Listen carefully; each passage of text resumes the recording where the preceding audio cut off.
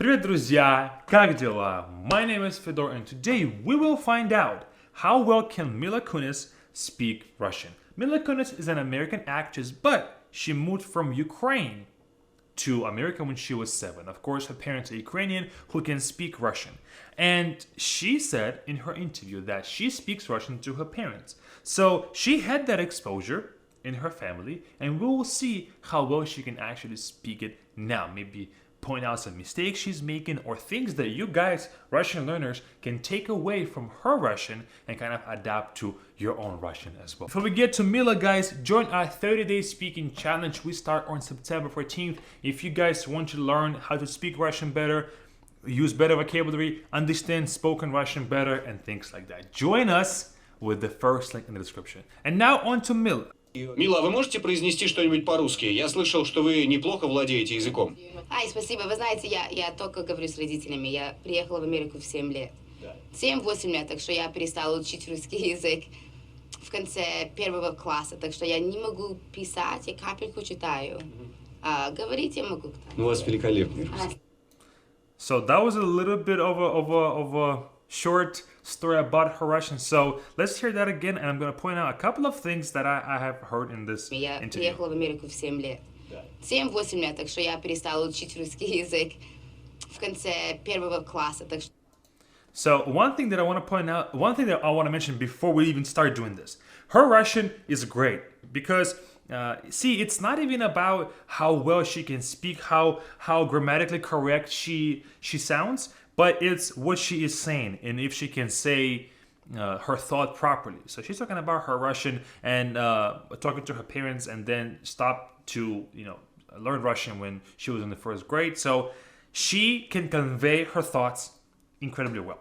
That's the only thing that I really look at when I see a person speak, especially our students, is can they express their thought well? If the answer is yes, then their accent and their maybe inability to properly make like a well-structured sentence is really irrelevant. So first things first, she can explain herself pretty well, and her sentences are making sense. One thing though about her accent is, of course, when you live in the States for a long time, when you're an adult, when you grow up in the States, you don't hear as much of Russian speech, and sometimes the accent, your English accent, can kind of come into the Russian speech. So she has this sound. русский язык в конце первого класса. Так что Первого класса, right, класса. So we say we don't have that sound, klassa. It's an American like car, star, klassa, right? I'm guilty of that myself as well because I live in the States too. And so sometimes I'll catch myself saying that klassa or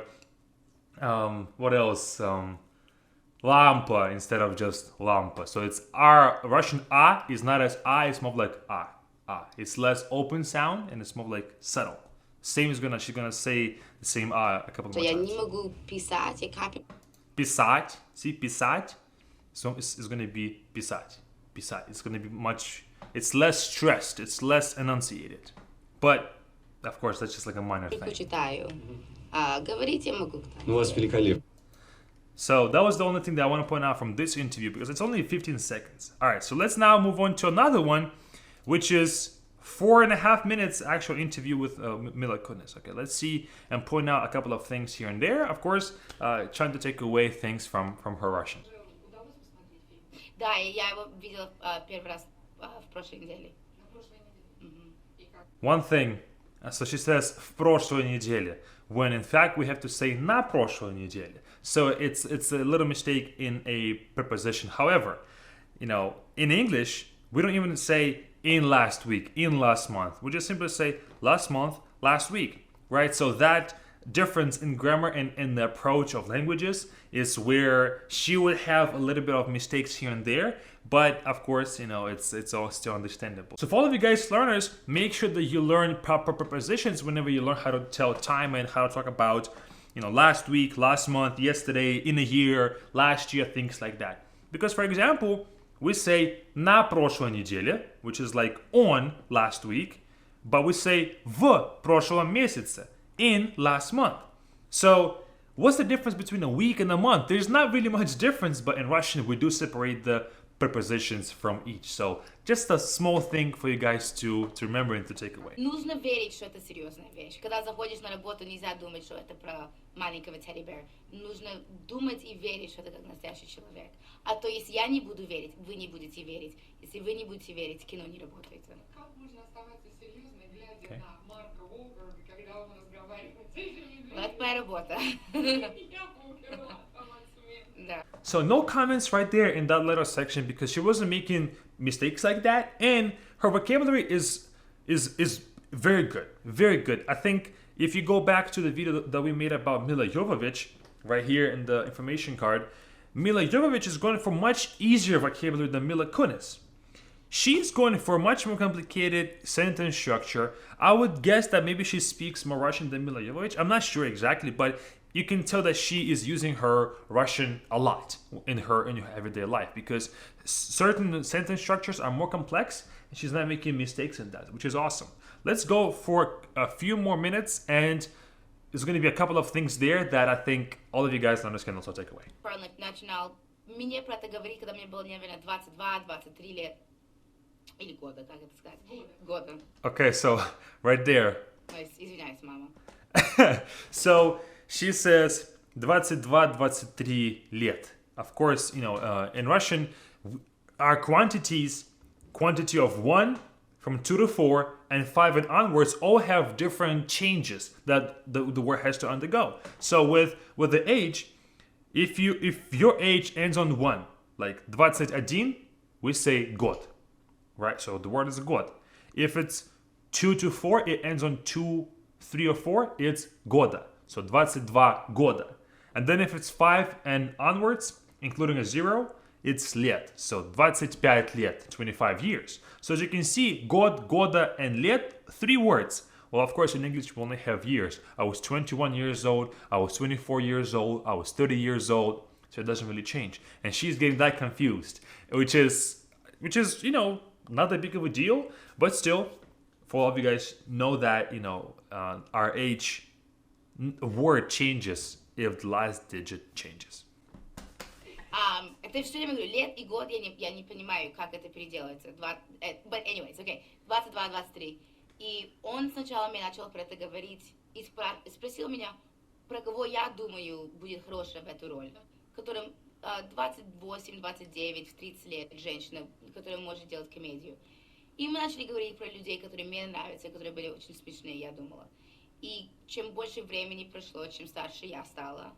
И once again, she's talking about a very complicated kind of thing, and she's doing it very well. Of course, I can kind of hear the American sentence structure or the English sentence structure in her Russian speech, but it's not something that is very bad. Of course, to a native like me, I can hear that, but it's not something that is stopping me from understanding her. So if you guys are worried about, oh my gosh, I sound like an American, I sound like an English-speaking person, I sound like a Spanish-speaking person when I speak Russian because of that sentence structure, it's okay. People will still understand you because sometimes the logic may be different, but the overall meaning is the same. So don't worry about that too much. серьезно, так просто. Сценарий, когда вы прочитали, в какой момент? Столько много я прочитала, очень много. Я клянусь, 4-5 разных сценариев. I mean, очень разные сценарии. Oh, I didn't even hear that because I said the same thing. So it happens when you speak another language and certain phrases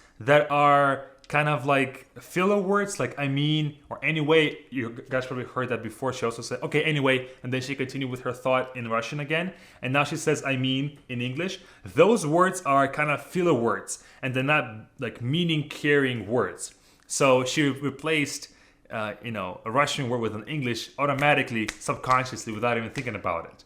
So that's something that also can happen as well. So only 2 interviews, and I think the overall theme and what's the judgment? How good is her Russian? Her Russian is awesome because she can express herself well. She goes for complex sentences and she does it well. Of course, you could hear her accent. Of course, certain sounds would be good, would be bad, would be interesting, would be different. So of course, that's going to be a natural thing because when you speak another language for 90% of your time, your muscles will develop in a certain way. So when you try to speak another language, it won't be as good or it won't be as easy flowing. And of course, even though she was born in Ukraine, even though she spoke Russian when she was young, and then when she moved to the States, she also spoke Russian to her family. If your primary language is different, you will have that accent eventually. Okay? So it's not something that really anybody should be worried about. It's a natural thing. Of course, you can work on kind of removing that accent, but she's probably focused on her own career and her family versus her not sounding American when she speaks Russian, you know? So it's all about priorities. But her Russian is awesome. Mila, I'm glad that you're speaking Russian, because a lot of people who move places, they forget their, you know, mother tongue, and I'm glad that your family is also enforced that Russian in their house. So it's great, and I'm just happy to hear my native language from, you know, people of that high kind of status or famous people, which is awesome. That's it, guys. Thank you so much for watching. I hope that you could learn something today, and I'll see you guys over at the 30 Speaking Challenge. Join us and get closer to how Mila sounds and learn how to speak in the same way as she does.